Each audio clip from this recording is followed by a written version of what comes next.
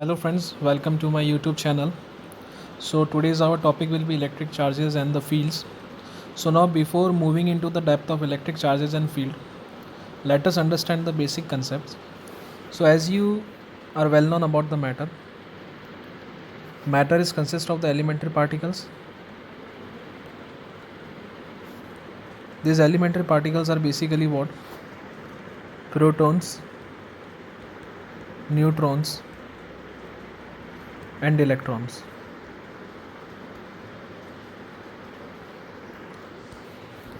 Now as you are well known about that the protons, neutrons and electrons carries the masses. They carries the mass. So obviously if we look for the masses, it means there will exist some gravitational forces, that is m1 m2 upon r square, where the g is a gravitational constant as you are well known about it, and m1 and m2 are the masses of the electrons. So now if we are considering about the masses, it means that electrons will be get attracted with each other because of the mass, and attracted each other because of the gravitational forces obviously. So similarly, like protons and electrons, they will be get attracted because of the gravitational forces. The most important thing which is to be considered over here is that we are studying about the charges. So electron has the mass, that is very clear, but it has also one important property, that is what we called as a charge. Now right now I will not be discussing about whether it is a negative, whether it is a positive, such type of charges. It will be discovered later on when we'll move towards the experiment that were carried out by the Benjamin Franklin, who decided that which carries the negative and which carries the positive charge. Such type of charges also does exist in the nature. So now when we are talking about the charges, so let us move on the simple examples. So you have ever been set into the chair, and you have noticed that when you just come out from the chair and touch any of an element, you just get a spark, a sudden spark you will experience, and sometimes even when you just touch the metallic taps also during that time. So what is the reason behind it, why you are getting a spark right there? Well, a very simple thing is that it means that you are carrying some amount of charge. So when you sit into the chair, you are basically charged.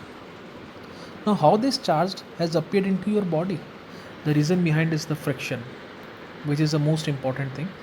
Friction. Now when your body get rubbed with the plastic chair,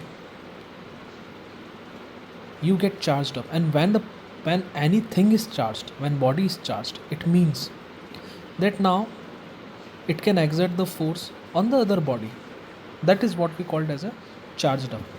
So when in the case when you touch the metallic handle of the door, this metallic handle of the door, when you touch, so what happens actually, the charges which you were carrying will suddenly be discharged through this metallic handle, and that discharge creates the sparking effect. Now why this sparking effect has occurred? So because all the charges when while moving to the handle, actually what happens, handle is also is a sort of a matter, obviously it will containing the electrons and the protons and the neutrons. So when these charges get just strike on those of the electrons and the protons, and sudden bombardment just causes the sparking effect. That is the reason we got the charges. Now one again, a simple example. uh, while you have seen your teacher writing on a blackboard, you will observe that while writing on a blackboard with a chalk, that chalk get consumed continuously, and the chalk ashes that keep on the surface of the, that remain stick to the surface of the blackboard. Okay, so now when this chalk is carried by you and when it is touched on the table, just we are touching on the table, you will observe that none of the that ashes will be kept on the table, it will not stick on the table. But when you write on the table, you will observe that the ash, that chalk ashes will be consumed and it will be stick on the table. It is why? Because of the friction. Because of the friction, actually what happens, there is a redistribution of the charges. Now the redistribution of the charges, we will just learn about it the later on. What is the redistribution of charges? And that redistribution of charges is only the reason that is responsible for the charging up of a body. So now, as you know, suppose a matter contains equal number of positive and the negative charges. They are containing equal number of positive and negative charges. Equal. Any of a particle, you consider any of a particle of matter that is containing equal number of positive and negative charges. Now what happens when they interact with the other body, or when they are rubbed with the other body? What happens? The transfer of the charges takes place. This transfer of the charges takes place, and because of which one body will become either a positively charged or another body will become either a negatively charged. Okay, so now just we'll just understand by the example. So now actually what happened, experiment was done to judge whether there exists a negative or positive charges and what is the nature of such type of charges. So actually what happened, they have taken a glass rod, and this glass rod was rubbed with this glass rod, and this was the silk cloth, and it was rubbed with the silk cloth. So now when they are rubbed, due to the friction, the exchange of the charges taken place. And because of which this glass rod was electrified.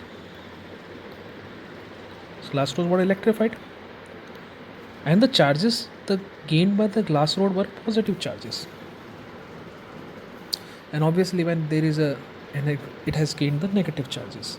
Now this glass rod and these are the glass rod. Again, there are two of the glass rod, and both are electrified. What happened? Both the glass rod moved to each other, and what it was observed, that these both glass rods were repelling each other. It means there is existing something which is making cause of a repel. Now again, second thing, again they have taken a glass rod and a silk cloth again, and when they were moved to each other, nearer to each other, what happened? They observed the attraction. It means the charges, there exist the two different characteristics. One is the positive and another one is the negative. Obviously such type of a charges will be there.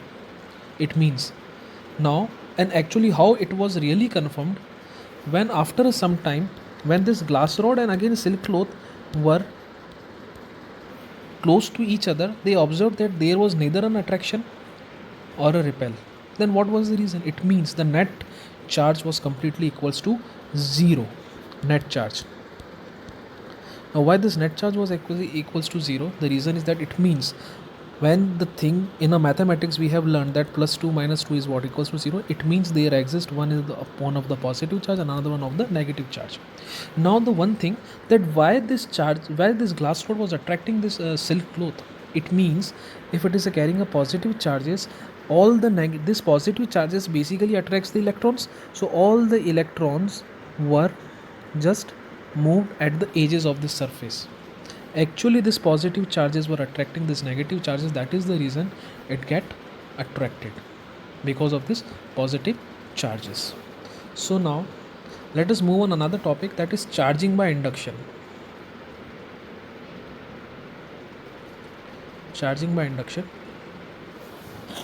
So for this experiment we have taken the two pith balls. These are the two pith balls, and they are taken closer to each other.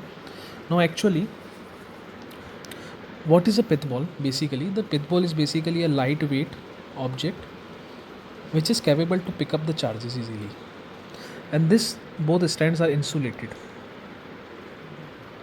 Now, being a neutralized, they are carrying equal and positive charges, equal positive and negative charges. So now what happened? This pith balls were in touch with respect to each other, and a glass rod is moved nearer to this pith balls. So obviously during this time it will attract all the negative charges. It will imbalance the charges. That is what we call the redistribution of the charges. So all the negative charges will be appeared over here and all the positive charges will be appeared over here. It will be pulled out from this. The free electrons will be pulled out at the edges. At the edges they are pulled out. Now this glass rod is attracting these negative charges, and the rest of the part, obviously when these electrons are moved, they will leave out the vacant places. So now in the second case, what we have done, we have kept this of the pith balls apart from respect to each other, and the glass rod was still there. Again this will retain the same number of the charges. See, induction basically means the redistribution of the charges, and because of it the body get charged up.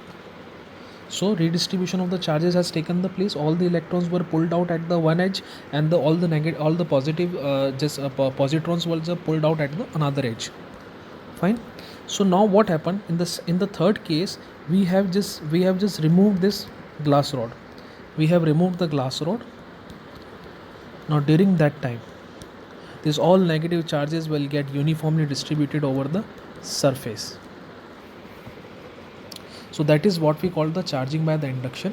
So what we have done, we have taken the electrified glass rod, we kept nearer to these pith balls, and because of which all the electrons carried by the pith balls will get attracted at the one edge.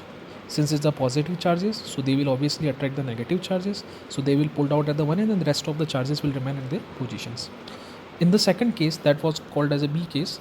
In that case, what we have done, we have just pulled apart the pith balls, and still the glass rod is at the same place. Obviously this glass rod is carrying a positive charges, so it will keep the negative charges at the one edge. In the third case, what we have done, we have just removed that electrified glass rod. Now during that case, all these negative charges will get equally distributed over the surface of that pith ball, and the positive charges on the other hand will remain also equally distributed. So that was regarding the induction. This is what we called as an induction. Now, so the redistribution of the charges of a material due to the presence of the charged body is basically known as the inductions. Now another point is the Coulomb's law. Now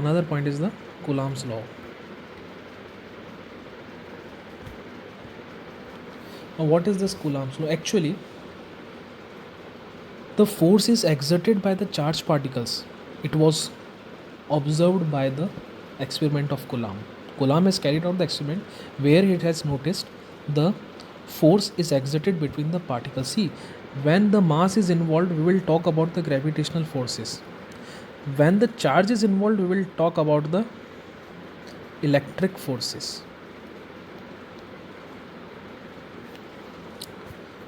During that time, we will consider the electric forces. Now for the formula, what is the force that is exerted by the objects is equals to the K is the proportionality constant, Q1 into Q2 upon R square. So it is very clear that if the distance in between the charges are greater, it means the force will be a lesser. Since the force is inversely proportional to the distance in between the charges, and Q1 and Q2, their multiplications are proportional to the forces. So now R is obviously the separation in between both of the charges. So now we will just, since it is known that the force is the vector quantity, it is a vector quantity as you know, so we will just represent the force as a vector quantity. We will write like this: K, Q1, Q2, R, and that is. Now see, I have written here the position vector. Now what is this position vector actually? So the position vector is what? Suppose I am having these charges Q1 and Q2, and R is the position vector in between the charges. See, the position vector, the one end is fixed of the position vector and another end is the moving with respect to the change in the position of the charges. So now let we consider that the Q is exerting the force on the Q2. It means that the force exerted by the Q1 will be suffered by the Q2. So in this form we can write the direction of equation. Because of the Q1, the force is exerted on the Q2. So what we have written about this in the formula. Now we can individually define all of the quantities. So now let us know what is the unit of this K. So very simple, F is equals to K Q1 Q2 upon R square, Fr square upon Q1 into Q2 is equals to K. That is what we called as a proportionality constant. Force unit is Newton, we have written Newton. That is R square, that is meter square, and C minus 2. So this is the unit of what we call. I am demonstrating the Coulomb's law.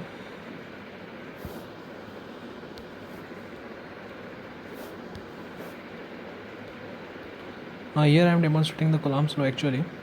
See what we have to do. Let us consider here the charge, it is Q1, and here it is the charge Q2, which are placed apart from each other.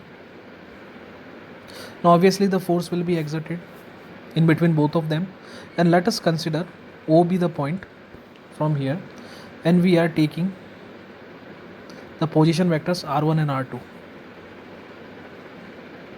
at this point. We are considering the position vectors, which is the R1 and another one is the R2. So now for the charge Q1 the position vector is R1, and for the charge Q2 the position vector is R2. Obviously Q1 will exert the force on the Q2, so which will be denoted like this. Because of the 1, the force is exerted on the 2, so that is the F21, and because of the force exerted by the Q2 on the Q1 we will write F12. See, force is because of 2 on the 1, so we are writing 1 and 2. Now a distance between both of the charges, so you will denote here by the R. So now as you know here, so the impact of the Q1 on the Q2, so final point is what, 2, so we are writing 2, and initial point is what, so that is the reason. So it means the R2 minus R1. That is what we are writing. So now R21 is equals to R2 minus R1, and similarly R12 is equals to R1 minus R2. So suppose the charges, now we have not considered here the polarity of the charges, whether it is a negative or a positive. So now here again we are considering the polarity of charges. See, now let us consider I have multiplied both the charges and I am getting result that is greater than 0. It means the both are the like charges, so their direction will be like this. Both will be moving apart from each other. So now what will be the position vector here? So we'll write over here, it's known as the unit vector. That is what I have written is the unit vector, since it is a R21 cap. And another point, when the two of the charges are of opposite polarity, obviously they will be attracted towards each other, Q1 and Q2. So again here we are writing like this. So multiplying both of them I will get result lesser than 0. Because of the attraction it is less than 0, and because of the repulsion that is greater than 0.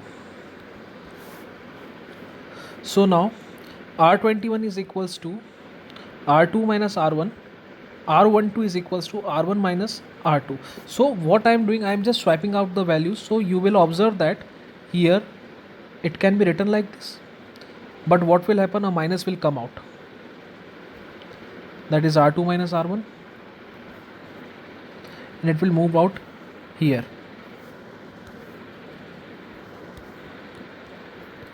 This R12 is equals to R2 minus R1. Now here we have observed that the force 1 2 is equals to the minus of force 2 1. It means opposite forces out there. So now the second point is all about, now this what actually this result is showing out. To every action there is equal and opposite reaction. If you are applying a force on this charge, that this charge will also apply the force on this charge. That is what we called as a Newton's third law. To every action there is equal and opposite reaction, that is shown by this result. So now topic is the electric field. As you simply know that the particles that creates the gravitational field and at that field exerts the forces on the other particles, that is what we call as a gravitational field. Similarly, the charge also produces the field around it, and that field exerts the forces on the other particles. So like that, let us consider here is the one charge and another charge is placed over here. Now it is the test charge, it is the source charge which is producing the field, and test charge which is experiencing that field. Now this source charge exerts the field on the exerts the force on the test charge. It will create the field. The source charge is creating the field and the test charge is experiencing that field, and that force will be experienced by that of a test charge. So even electric field has its own existence and even present when the no additional charge are present over it. The field is simply exerts the forces on the other particles. In a simple way we can say like that. So it means suppose a field is experienced by the particle, so we can write that since that force is a vector quantity, it means q is a, and we can write like this. So electric field is equals to force per unit charge. Now since electric field being a vector quantity, the electric field at any point due to the charge and the electric field let us consider electric field E1 and electric field E2, since both are the vector quantities, at any point due to the electric charge Q1 and due to the electric charge Q2 will be algebraically added. Now let us consider the another point is that about the electric field due to the point charge. Now electric field due to the point charge,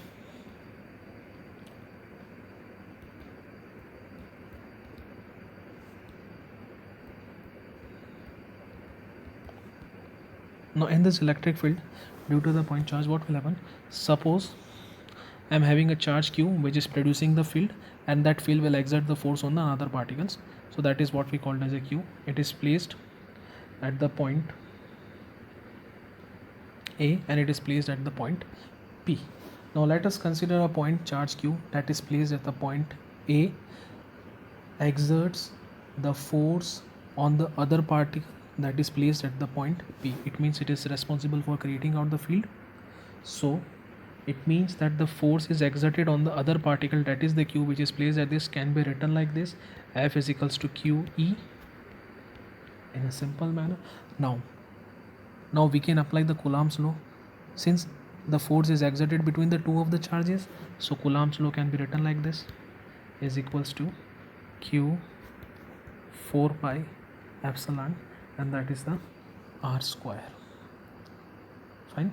So now what will happen? So if the electric field is existing, it means what we can do, we are just moving this charge under this value. So ultimately you will get the value of electric field. So it is what we called as an electric field, that is q upon 4 pi epsilon ER square.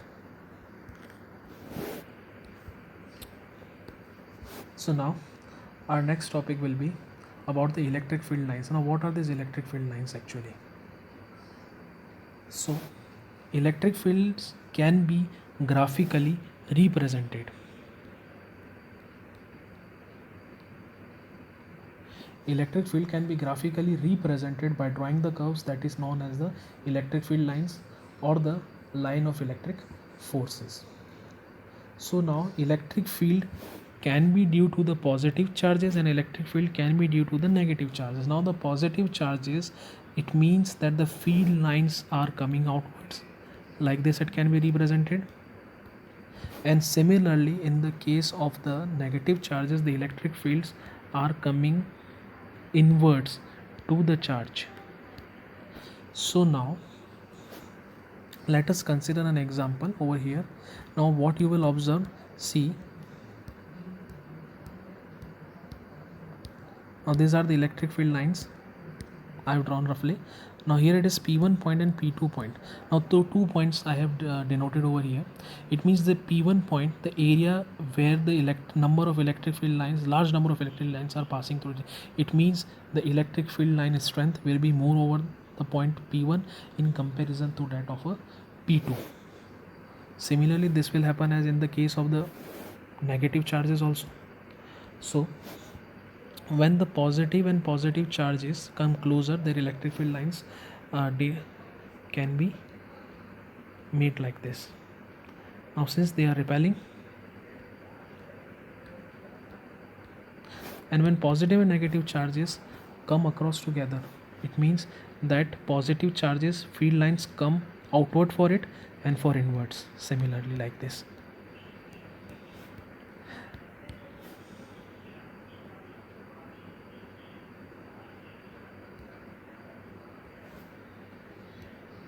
See here the lines are coming in a outward direction, so that is what we called as an attract, and that is what we called as a repulsion, and that is what we called as attraction. Now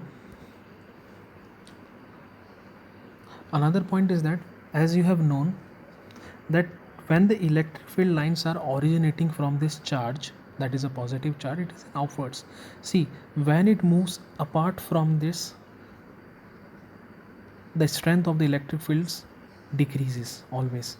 The strength of the electric field will decrease. See, nearer to the charge they are having a good strength, but when they are move apart from these charges, it means their strength get decreases in electric field cases. So we have learned over that F is equals to K Q1 Q2 upon R square. When the distance increases, the electric field lines force get reduced. So that here our next topic is electric potential energy. Now basically what does the potential means in a simple way? Capability to do work. It means in with respect to the electric potential we can say that work done in moving the charge from one point to the other point. It simply means, so now let us consider a system of the charges where the number of charges are there, and the charges of the system exert forces on each other. They are exerting forces on each other. If the position of the one or more charges has changed, it means the work done will be negative by the electrical forces. Now why I have said negative? Because in the electrical, it means you are opposing the forces. It means you are moving in opposite direction to the force. It means the work done will be the negative. Now consider a system which are having the two of the charges, as I have made the diagram Q1 and Q2. From A to B the distance is R1, and from A to C the distance is R2 in a simple way. So now what happened, I have just picked the charge this Q2 from the B and moved to the other point. That is what we can denote at this point up to, it means the change is there, it means a dr. It was initially was at Q2 point and I have shifted to this. It means an additional amount of work has been done over here and moving the charges. So it means the distance R will change to what? R plus dr in a very simple way.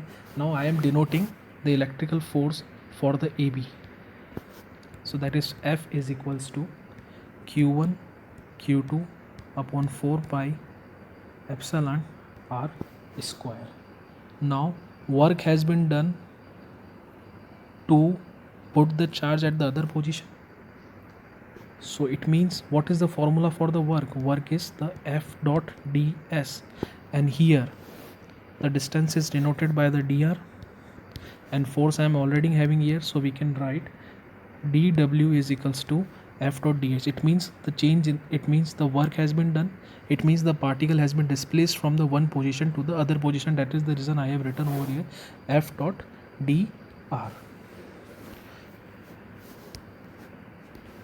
So now here dw is equals to q1 q2 upon 4 pi epsilon r square, and that is what? dr. Now total amount of a work done in moving the charge from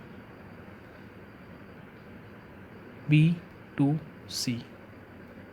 See, initially A to B it was R1, and from A to C it was R2. So we can say it means that from the initial point to this final point. See, final point is was R2 and initial point is what?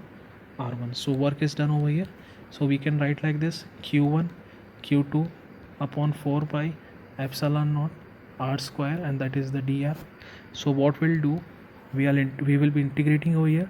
So that is, it will just kept out from the integration. So ultimately here what we are getting, dr upon r square. As you know the integration, simply dr, that is r minus 2, that is r1 to r2. So it means that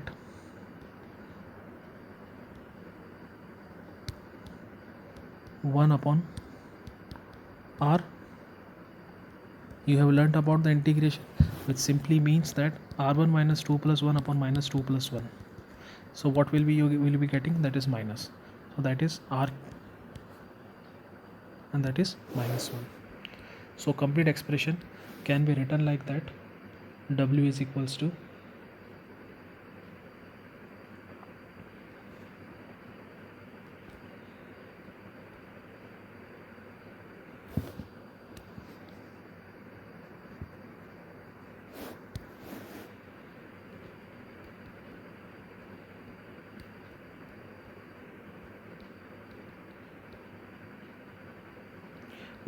now I have to put here with the negative sign.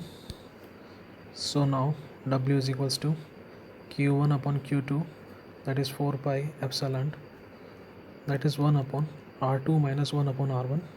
Since here the negative sign is there, so what I am doing, I am entering this negative side inside the bracket.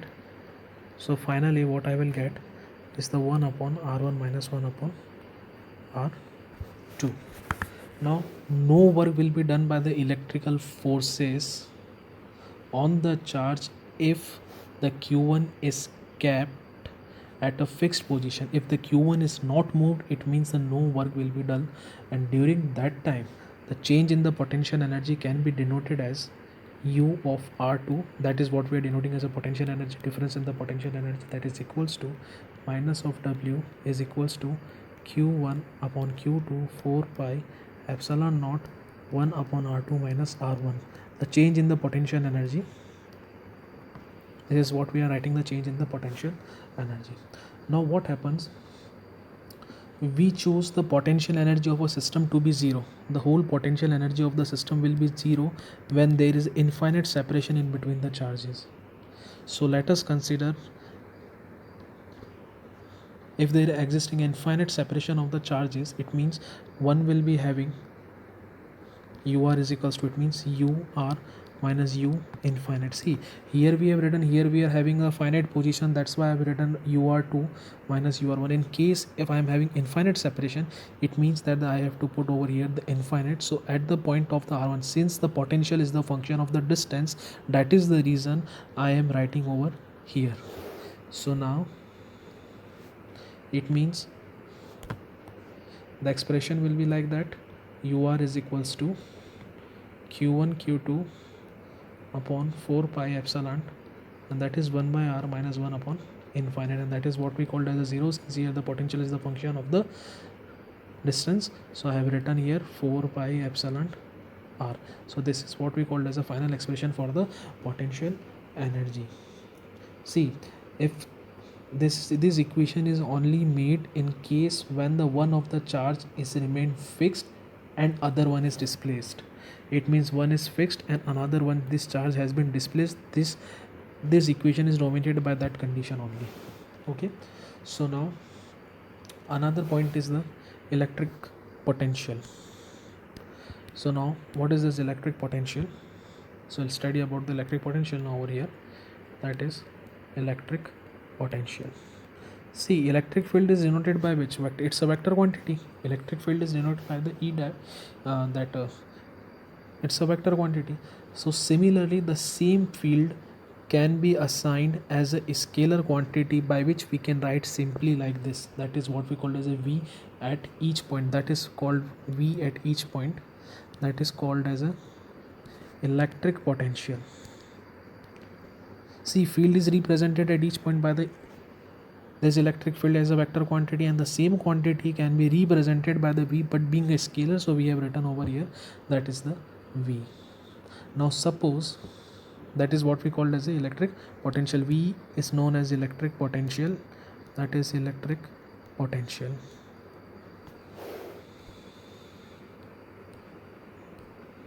So now Suppose a test charge q is moved in an electric field. See, you are opposing the electric field and you are moving in the electric field from A to B.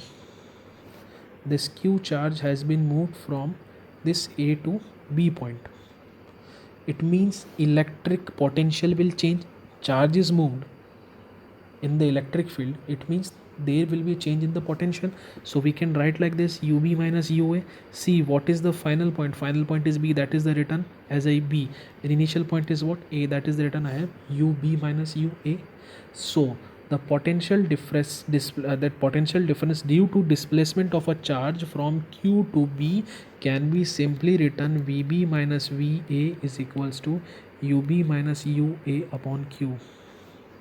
That is, it's a potential energy. U is representing here the potential energy, and V is representing over here is the potential difference.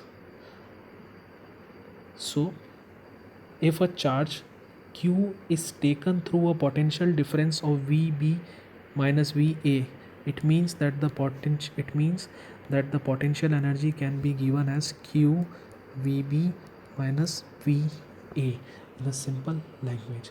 So the potential energy at a point A is equals to the change in the potential energy per unit test charge when it is moved from reference point to that A. See here, this Q is the test charge. Source charge always remain the fixed and it is responsible for the production of the field. So we have moved here the only test charge, okay, and it is in the opposite direction of the field.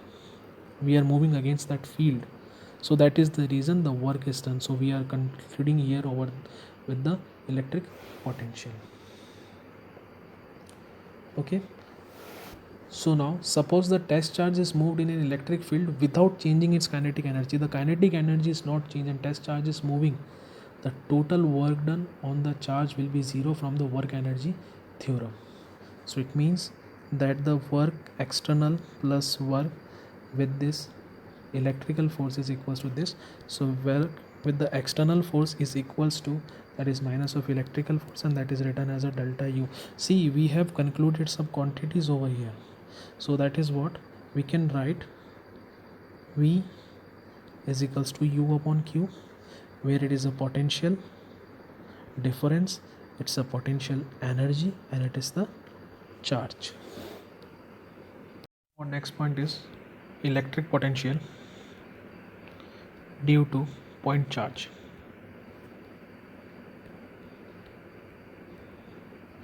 Now let us consider that the point charge, that is the q, that is placed at the point A,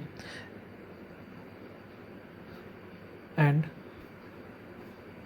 we have to find out the electric potential at the point P. Now it's a point charge that is placed at the end, we have to find out the electric potential at the point P. Now the distance in between A to P is equals to R. Now let us consider the reference point. So here we are considering the reference point as an infinite. Now the test charge, see what is the point charge? It is producing the field. And what is the test charge? The field will be experienced by the test charge. So now what will happen? So let us take a reference point. Let us take a reference point of which r is equals to infinite, and suppose the test charge, that is q. Now test charge is q, which is being moved from r is equals to infinite to point P. It means there will be a change in the electric potential. So we can write electric potential as a C. It's a final point is P and charge is coming from the infinite. That is the reason I'm writing here infinite. So we can write Q for the point charge, for the test charge, and 4 pi epsilon, that is R. And once we have moved this charge to the denominator, we can independently write like this 4 pi epsilon R, and that is what we called as a Vp. So now here the Vp is equals to Q upon 4 pi epsilon R. So now it is the generalized system. We can write for the more than the 2, 3, 4 charges. Suppose the number of the charges has to be moved from the reference point to the particular point. For the mixed system, we can write as a generalized formula, that is V is equals to C. This quantities will remain the same, only the test charge is changing over here. Okay, so now, so I have written like this, and sorry,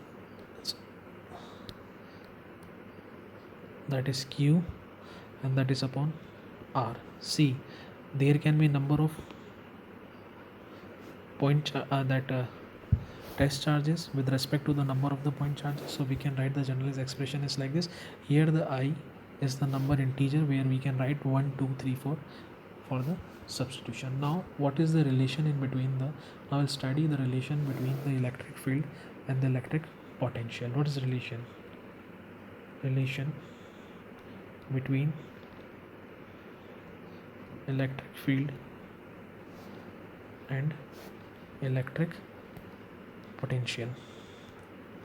So suppose a electric field at a point R, due to the charge distribution, suppose electric field at the point R due to the charge distribution is E, which is a vector quantity. So the electric potential at the same point can be denoted as a V, which is a scalar quantity. Now suppose a point charge is moved from this position to this position, so the force will be what? As you know, simply the force is equals to Q dot this. Now since if the charge is moved, it means amount of work is also done by the electric field. It means the charge is displaced from its position, so we can write displacement like dw is equals to F dot dr. So where F can be written as QE dot dr, that is dw, that is what we call as a second equation. C, dr, it's a differential. Since whenever there is a changes, we can write that change like this, dr. So whenever there is a changes, we can write it's a differential. Fine. So now, so I have written like this. Now change in the potential energy, obviously there will be the change in the potential energy since the work has been done over here. So change in the potential, so we can write du is equals to minus dw, that is equals to minus QE dot dr. Now even we have learnt about that du is equals dv is equals to, that is a potential difference, that is equals to du upon key. So substituting the value of this equation to this, so dv is equals to minus of QE dot dr upon q. So finally dv will be equals to minus of E dot dr. It means since we have written like this, so integrating from the positions from R1 to R2, I am integrating over here. It means it's a differential, so we can write V2 minus V1, and minus is already here. We are transferring this differential to here, so it will become the integral, or either we are integrating both the sides. While you are integrating both the sides, so you can write like this, that is R1 and that is R2 E dot dr. It's your final expression. And suppose a reference point is taken as a negative, then during that time we can also write like this, infinite to R and er dot dr, which is your final expression. It's a relation between the potential field and the electric field. So final result. So now one thing is also that if we are working with the Cartesian system, so if we work with the Cartesian system, so it means we are having a three type of coordinates. It means E dot dr can be written like this also, where the E is written as Ex I, which is showing a direction for the x-axis, then Ey again, that is like this, and then after Ez, and again the direction Ej and K, I, J, K, where I is representing for x, it is representing y, and it is representing for z. And similarly the dr can be written as dx along this position, dy along this position, and dz along these positions. So now in the further equation we are evaluating this expression. So this expression can be evaluated as dv is equals to c. We have learnt about the dot products that I dot I terms to 0, fine, sorry, is equals to 1. So it means when E dot this is, these expressions are taken,